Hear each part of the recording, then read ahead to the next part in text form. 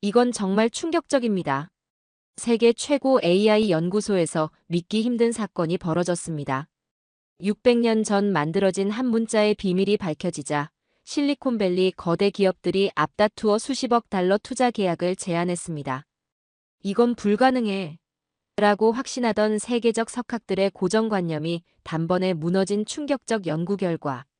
그 누구도 예상하지 못했던 동양의 비밀 코드가 AI 혁명의 판도를 완전히 뒤흔들었다고 하는데요. 처음에는 비웃기만 하던 중국인 천재 박사의 태도도 180도 바뀌게 만든 그 놀라운 진실. 도대체 무슨 일이 일어난 걸까요? 충격적인 이야기 지금 시작합니다. 딱 1초만요. 좋아요와 구독 꾹 부탁드립니다. 무더웠던 캘리포니아의 여름이 막 끝나갈 무렵이었습니다. 스탠포드 대학교 캠퍼스는 새 학기를 맞이하는 학생들로 북적였고 저는 인터뷰 카메라 앞에 앉아 평생의 연구를 회고하고 있었습니다. 카메라 감독이 3, 2, 1 카운트다운을 외치자 적색불이 들어왔습니다. 제가 한글을 처음 접했을 때 그것이 제 인생을 완전히 바꿀 줄은 상상도 못했습니다. 지금 와서 생각해보면 운명 같았죠. 저는 스탠포드 대학교 언어 및 컴퓨터공학 융합과 명예교수로 인공지능과 언어의 관계를 연구해온 앨리스 워싱턴입니다. 앨리스 교수님, 스탠포드 대학교에서 언어를 연구하면서 평생을 보내셨는데 특히 한글에 관심을 가지게 된 계기가 있으셨나요? 진행자가 물었죠. 잠시 과거를 회상하며 미소를 지었습니다. 지금 저는 이른을 바라보는 노학자지만 그때의 열정만큼은 아직도 생생했죠. 사이언스 같은 세계적인 저널에서 한글을 미래 인공지능 시대의 핵심 문자라고 보도했을 때 많은 사람들이 놀랐습니다. 하지만 실제로 한글의 과학적 구조는 AI 시대와 완벽하게 맞아떨어진다고 할 수 있죠. 왜 한글이 AI에 적합한지에 대한 답은 한글은 철저하게 과학적인 원리로 설계된 문자이기 때문입니다. 소리의 발성 위치와 방법에 따라 자음을 체계화했고 모음은 철학적 원리까지 담고 있죠. 이런 체계성은 AI가 학습하고 처리하기에 완벽한 구조입니다. 인터뷰 진행자가 다시 물었습니다. 그렇다면 언제부터 언어와 컴퓨터의 결합에 관심을 가지셨나요? 어린 시절부터였습니다. 인간의 언어와 컴퓨터의 사고 체계가 어떻게 연결될 수 있을지 항상 궁금했죠. 스탠포드에서 공부하고 연구하면서도 그 질문에 대한 답을 찾고 있었습니다. 영어, 스페인어, 중국어 같은 언어들을 분석했지만 정작 한글의 잠재력은 오랫동안 보지 못했죠. 당시 제 연구실 벽에는 세계 여러 문자의 체계도가 붙어 있었습니다. 라틴 알파벳, 아랍 문자, 한자, 데바나가리 문자 등 다양한 문자가 있었지만 한글은 그 중에서도 특별했죠. 다른 문자들이 수천 년에 걸쳐 자연 발생적으로 생겨난 것과 달리 한글은 처음부터 과학적으로 설계되었다는 점이 매력적이었습니다. 성균관대 이한정 교수의 화용론적 맥락에서의 문장 구조 연구는 알고 있었습니다. 한국어의 언어적 효율성이 뛰어나다는 것을 보여주는 논문이었죠. 하지만 그때까지만 해도 한글이라는 문자 자체가 가진 혁신적 잠재력에 대해서는 완전히 이해하지 못했습니다. 인터뷰 화면이 잠시 바뀌어 AI가 처리하는 다양한 언어 데이터를 보여주었고 그중 한글로 된 텍스트가 가장 효율적으로 처리되는 그래프가 나타났습니다. 당시에는 대부분의 연구자들이 영어 중심의 자연어 처리에 집중하고 있었습니다.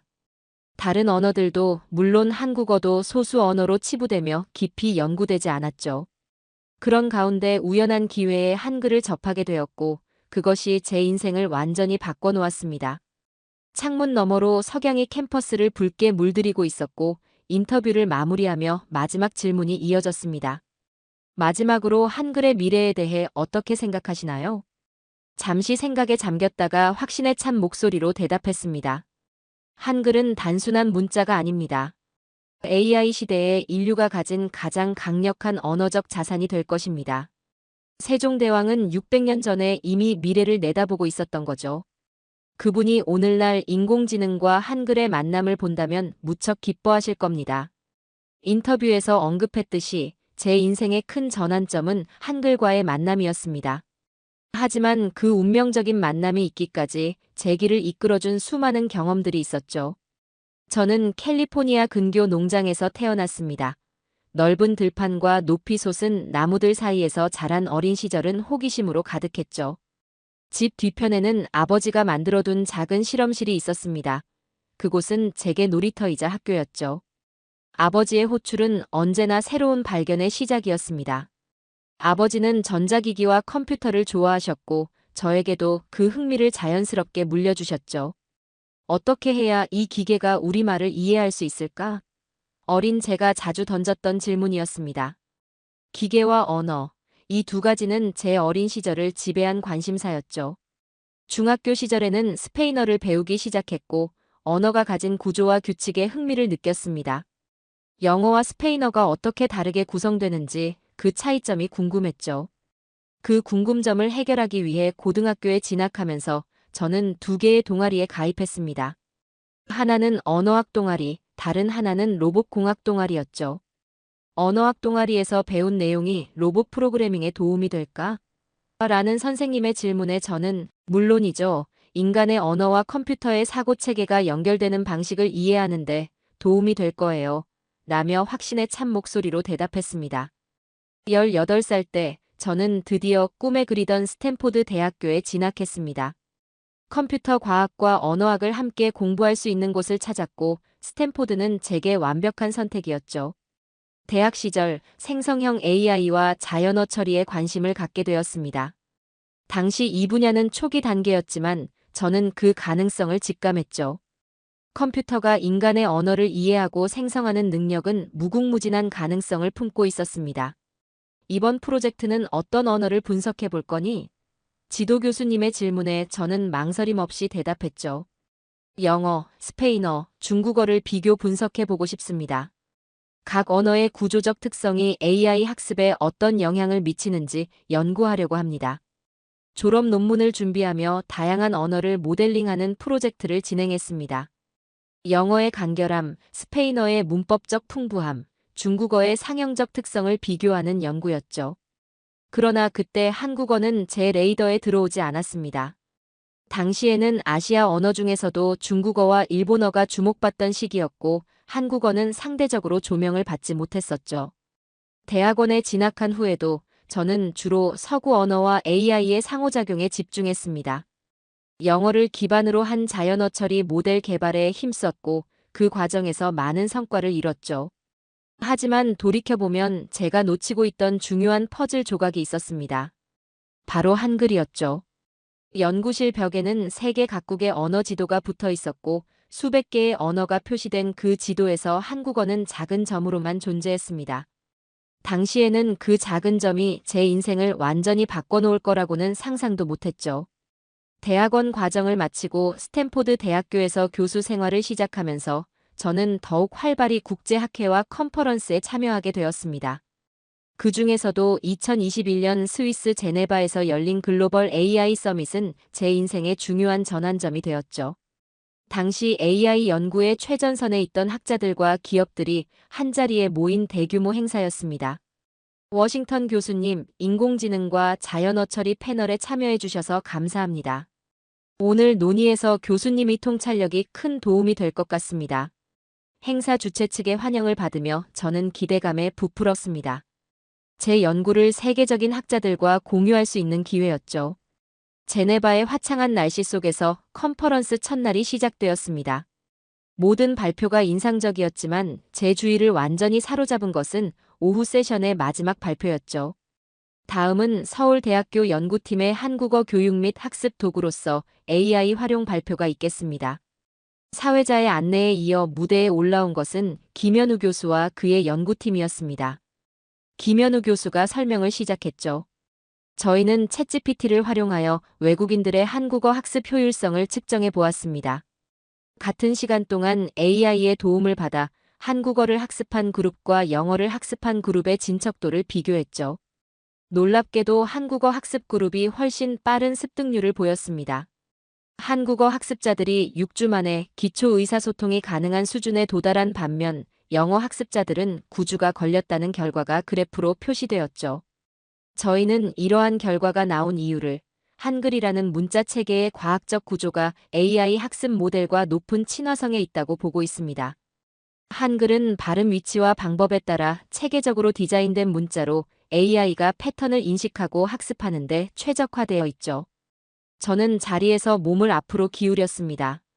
지금까지 한국어에 특별한 관심을 두지 않았던 제게 이 발표는 새로운 세계를 열어주는 것 같았죠. 김 교수의 발표가 끝나자마자 저는 질문을 위해 손을 들었습니다. 혹시 한글이라는 문자의 구체적인 특성이 AI 처리에 어떤 이점을 제공하는지 더 설명해 주실 수 있을까요? 김 교수는 미소를 지으며 대답했습니다. 한글은 자음과 모음이 체계적으로 결합하여 음절을 이루는 구조를 가지고 있습니다. 이러한 조합적 특성은 딥러닝 모델이 패턴을 인식하고 규칙을 학습하는 데 이상적이죠. 또한 한글은 소리와 글자가 1대1로 대응하는 표음 문자로 텍스트 음성 변환 같은 작업에서도 효율성이 높습니다. 세션이 끝난 후 저는 김 교수를 직접 찾아가 더 많은 이야기를 나누었습니다. 한글의 역사, 그 창제 원리, 현대적 응용에 대해 열정적으로 설명해주는 그의 이야기에 완전히 매료되었죠. 워싱턴 교수님, 한국에 오시면 훈민정음 해례본을 직접 보여드리고 싶습니다. 세종대왕께서 한글을 창제하실 때의 과학적 원리를 담은 문서인데 분명 교수님의 연구에 큰 영감을 줄 것입니다. 그날 저녁 호텔로 돌아온 저는 밤늦게까지 한글에 대한 자료를 찾아보았습니다. 그리고 우연히 HCLT 한글 및 한국어 정보처리 학술 대회에서 카이스트 전자공학부 연구실의 박사과정생이 우수 논문상을 받았다는 뉴스를 발견했습니다. 한국 연구진이 이렇게 강력한 자연어 처리 기술을 개발할 수 있었던 이유는 뭘까? 저는 컴퓨터 화면을 바라보며 중얼거렸습니다. 그리고 그 답이 한글의 구조적 특성에 있을 것이라는 직감이 들었죠. 다음 날 컨퍼런스 일정을 마친 후 저는 곧바로 한국 방문 계획을 세우기 시작했습니다. 어쩌면 평생 찾아왔던 퍼즐의 마지막 조각을 발견한 것일지도 모른다는 생각이 들었기 때문이죠. 스탠포드로 돌아온 후 저는 곧바로 한국 방문을 위한 준비를 시작했습니다.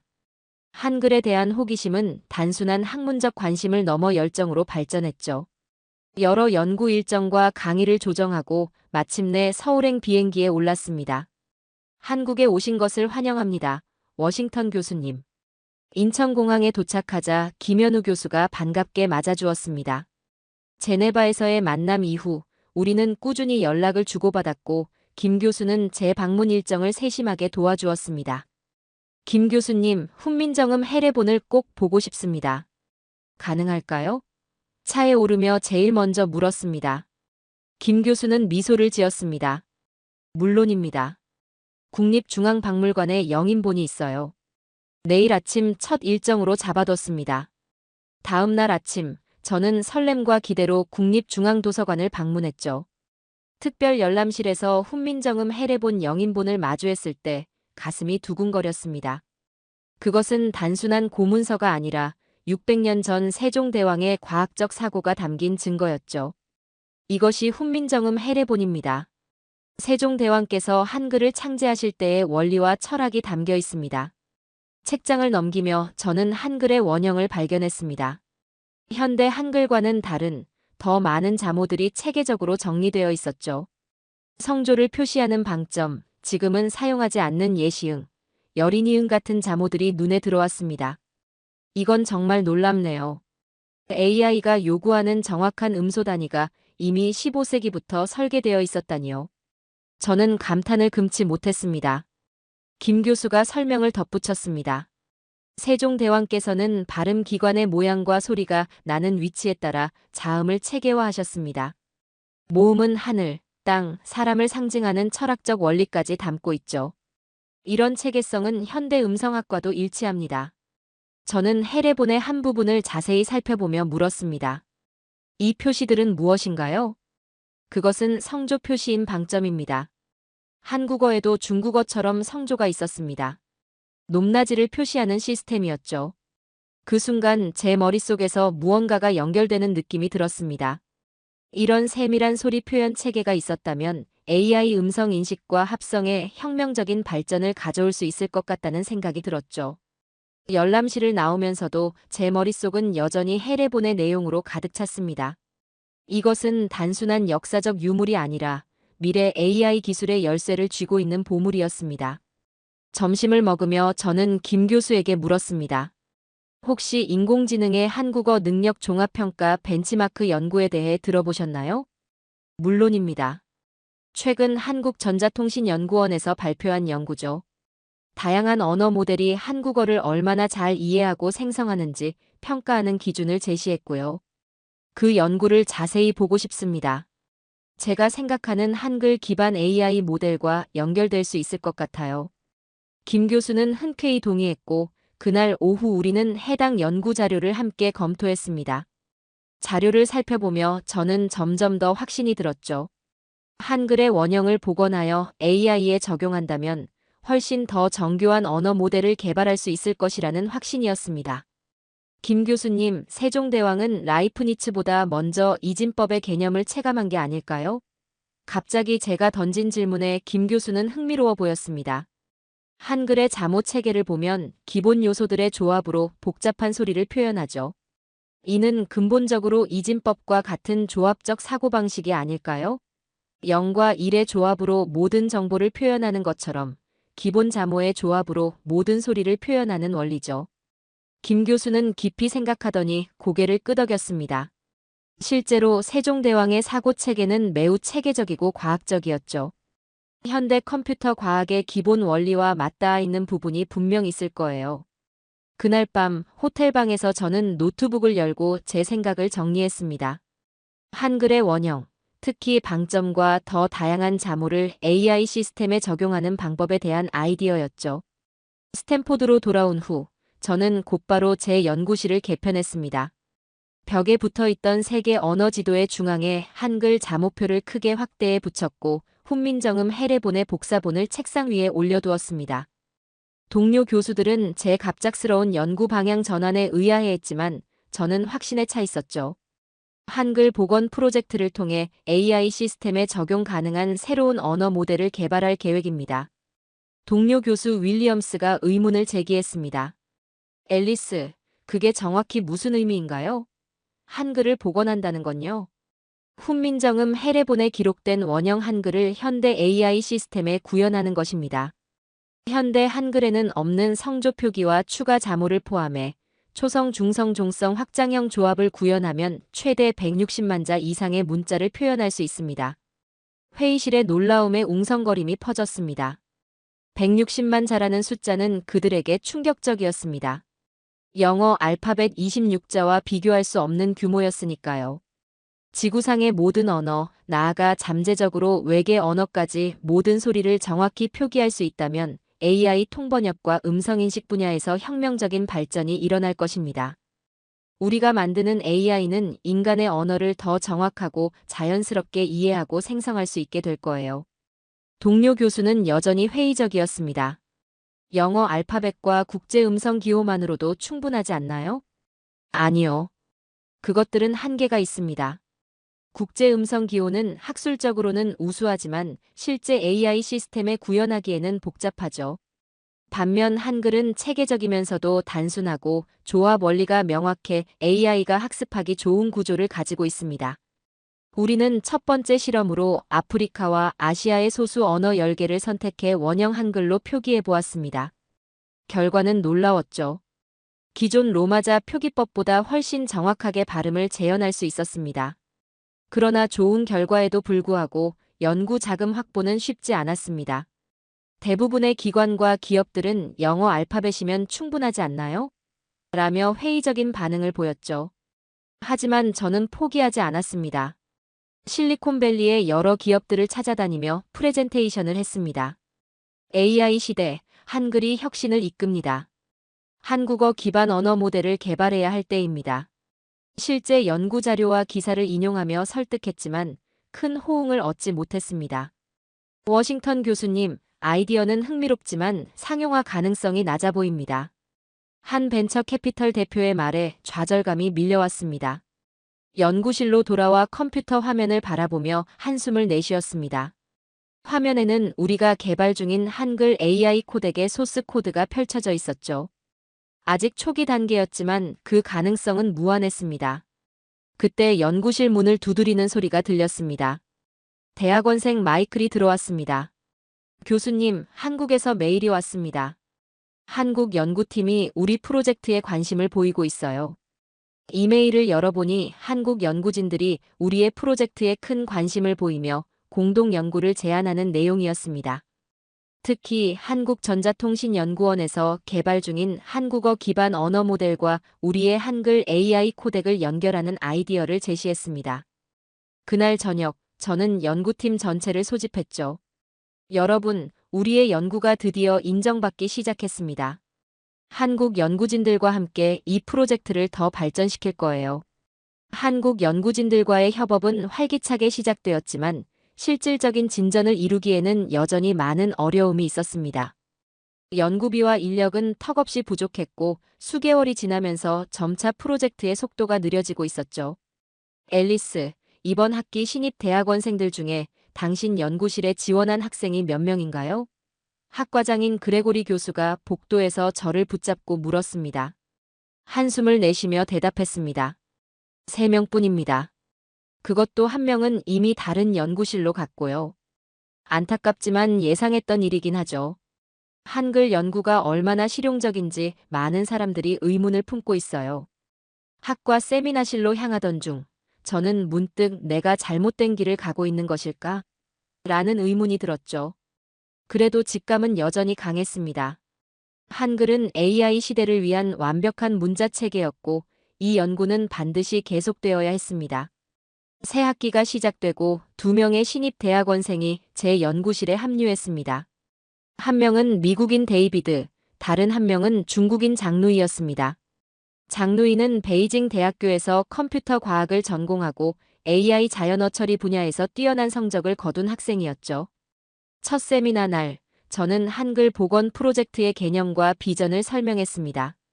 데이비드는 호기심 어린 눈빛으로 경청했지만 장누이의 표정은 처음부터 회의적이었습니다. 질문이나 의견 있으신가요? 발표를 마치고 물었습니다. 장누이가 손을 들었습니다. 교수님, 솔직히 말씀드려도 될까요? 저는 한자를 능가할 문자는 없다고 생각합니다. 한국어요? 독창적이긴 하지만 굳이 영어도 있고 중국어도 있는데 새로운 문자 체계를 AI에 도입할 필요가 있을까요? 현실적으로 비효율적인 것 같습니다. 그의 직설적인 비판에 세미나실이 순간 조용해졌습니다. 저는 심호흡을 하고 차분하게 대답했죠. 한자가 오랜 역사와 문화적 가치를 가진 훌륭한 문자 체계라는 점은 인정합니다만 AI 시스템의 관점에서 보면 상황이 다릅니다. 노트북을 열고 준비해둔 자료들을 보여주기 시작했습니다. 이건 한국어 교육 및 학습 도구로서 AI 활용 가능성 연구입니다. 챗GPT가 한국어를 처리하는 효율성이 다른 언어보다 우수하다는 결과가 나왔죠. 화면에는 다양한 언어별 AI 처리 효율성 그래프가 나타났고 한국어가 상위에 위치해 있었습니다. 한글의 체계적 구조가 감정 분석과 같은 고급 자연어 처리 작업에서 어떤 장점을 갖는지 보여줍니다. 장누이는 여전히 확신이 없어 보였죠. 그래도 한자는 5천년 역사를 가진 문자입니다. 역사적 데이터베이스 측면에서 한자가 우월하지 않을까요? 역사의 길이보다 문자의 구조적 특성이 AI에는 더 중요합니다. 한글은 소리와 문자가 체계적으로 대응하죠. 이건 AI 학습의 이상적인 조건입니다. 장누이는 고개를 저었습니다. 이론적으로는 그럴 수 있겠지만 실용적인 측면에서는 의문입니다. 전 세계가 영어나 중국어를 사용하는데 한글 기반 시스템이 어떻게 보편화될 수 있을까요? 그의 질문은 날카로웠습니다. 사실 저도 많은 밤을 그 고민으로 지새웠던 부분이었죠. 하지만 확신은 여전했습니다. 실제로 보여드리는 게 좋겠네요. 저는 컴퓨터에 접속해 우리가 개발 중인 프로토타입을 실행했습니다. 이건 원형 한글을 활용한 음성 인식 시스템 초기 버전입니다. 다양한 언어의 발음을 얼마나 정확히 인식하는지 보여드릴게요. 여러 언어의 음성 샘플을 입력하자 시스템은 놀라운 정확도로 소리를 인식하고 한글로 표기했습니다. 중국어의 성조까지 방점으로 정확히 표현하는 모습에 장누이의 눈이 커졌습니다. 이게 어떻게 가능한가요? 장누이가 믿기지 않는다는 듯 물었습니다. 한글의 자모 체계는 확장성이 뛰어납니다. 원형 한글에는 현대 한글보다 더 많은 자모와 성조 표시 방법이 있었고, 이를 복원해 AI에 적용하면 지구상 모든 언어의 소리를 정확히 표현할 수 있죠. 장누이는 자리에서 일어나 화면 앞으로 다가왔습니다. 이제 그의 눈에는 호기심이 가득했죠. 이 정도로 체계적인 표음 문자가 존재했다니 놀랍습니다. 제가 직접 코드를 볼 수 있을까요? 다음 몇 시간 동안 저희는 코드를 함께 검토했고, 장누이는 놀라운 속도로 시스템의 원리를 이해했습니다. 세미나가 끝날 무렵 그의 태도는 완전히 달라져 있었죠. 워싱턴 교수님, 솔직히 처음에는 회의적이었습니다. 장누이가 수줍게 말했습니다. 하지만 이 시스템의 가능성을 봤습니다. AI 중국어 처리에도 큰 발전을 가져올 수 있을 것 같습니다. 잠시 고민하는 듯 하더니 그가 말을 이었습니다. 저도 같이 하고 싶습니다. 제가 한자와 중국어에 대한 지식이 있으니 도움이 될 수 있을 것 같습니다. 그 순간 무거웠던 제 마음이 한결 가벼워졌습니다. 특히 처음에는 한글을 무시했던 그가 이제는 열정적으로 참여하고 싶어 한다는 사실이 의미가 컸죠. 장누이의 합류는 우리 연구실에 신선한 활력을 불어넣었습니다. 중국어와 한자에 대한 그의 전문 지식은 한글과 결합되어 프로젝트의 새로운 차원을 더했죠. 우리는 원형 한글 자모를 복원하고 디지털화하는 작업을 계속했습니다. HCLT와 같은 한국어 정보처리 학술 대회에 꾸준히 논문을 발표하며 학계의 관심을 모으기 시작했죠. 특히 방점을 활용한 성조 표기 시스템은 언어학자들 사이에서 큰 주목을 받았습니다. 세계적인 AI 패권 경쟁도 본격화되었죠. 미국과 중국이 AI 기술 개발에 천문학적인 자금을 투입하기 시작했고, 우리 같은 소규모 연구실은 더욱 설 자리를 잃어갔습니다. 그러던 어느 날 한국에서 뜻밖의 소식이 들려왔습니다. 뉴스를 확인해 보니 한국 정부가 한글의 AI 적용 가능성에 주목하고 대규모 연구 지원 프로그램을 시작한다는 내용이었죠. 즉시 한국의 연구진들과 연락을 취해 공동 연구 제안서를 제출했고, 몇 주 후 우리는 프로젝트 지원 대상으로 선정되었다는 소식을 받았습니다. 확장된 연구팀으로 우리는 더욱 빠르게 발전했습니다. 한국, 미국, 중국의 연구진들이 함께 모여 160만 자 한글 코드화를 위한 알고리즘을 완성해 나갔죠. 매주 화상 회의를 통해 진행 상황을 공유하고 문제점을 해결해 나갔습니다. 그리고 마침내 한글 AI 코덱을 완성했습니다. 160만 자 한글 코드화와 AI 언어 모델 탑재에 성공했죠. 수많은 좌절과 실패, 그리고 포기하지 않은 끈기가 마침내 결실을 맺은 순간이었습니다. 그날 밤 연구팀 전체가 모여 작은 파티를 열었습니다. 젊은 연구원부터 함께 늙어버린 동료들까지 모두가 웃음과 기쁨으로 가득했죠. 우리는 단순한 연구팀이 아닌 역사를 만들어낸 가족이 되어 있었습니다. 며칠 후 한글 AI 코덱의 시연회가 있었습니다. 처음에는 회의적이던 목소리도 있었지만 실제 성능 테스트 결과가 공개되면서 점차 인정하는 분위기로 바뀌었죠. 다국어 처리, 음성 인식, 감정 분석 등 거의 모든 자연어 처리 분야에서 기존 시스템보다 월등한 성능을 보인 것입니다. 시연회 이후 몇 주 동안 저는 전 세계 미디어의 인터뷰 요청으로 정신없이 바빴습니다. CNN, BBC, NHK 등 주요 방송사들이 앞다투어 우리의 연구를 소개했고, 과학 저널들은 특집 기사를 내보냈습니다. 알파벳을 한글이 대체하는 건 현실적으로 먼 얘기지만 세종대왕은 AI 시대를 이미 내다본 것 같습니다. 한 인터뷰에서 저는 이렇게 말했죠. 한글은 단순한 문자가 아닌 미래 기술을 위한 과학적 알고리즘의 원형이었습니다. 한 잡지사에서도 해당 소식을 대대적으로 보도했습니다. 특히 AI 시대, 한글이 혁신 이끈다. 한국어 기반 언어 모델 키워야 한다라는 제목의 특집 기사는 큰 반향을 일으켰죠. 기사는 한국어가 AI 표준이 되는 날이 멀지 않았다라고 전망했습니다.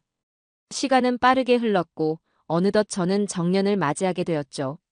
스탠포드 대학은 저를 위한 특별 강연회를 열었고 그 자리에는 전 세계에서 온 제자들과 동료 연구자들이 참석했습니다. 강연을 마치고 캠퍼스를 걸으며 저는 지난 세월을 돌아보았습니다.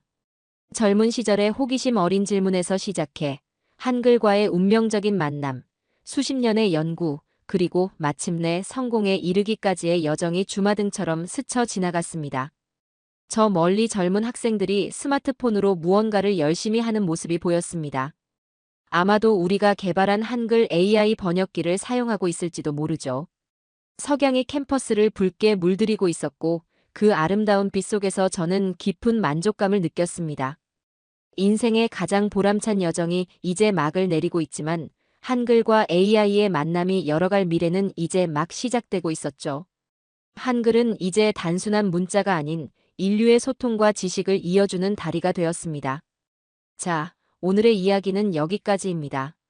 600년 전 세종대왕이 창제한 한글은 단순한 문자가 아니라 AI 시대를 여는 혁신의 열쇠였습니다.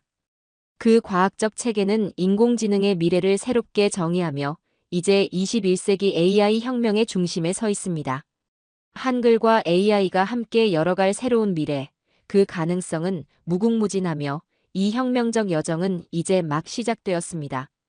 오늘도 끝까지 함께 해주셔서 감사합니다. 재미있게 보셨다면 구독과 좋아요로 응원해주세요. 다음에도 따뜻한 이야기로 찾아뵙겠습니다. 감사합니다.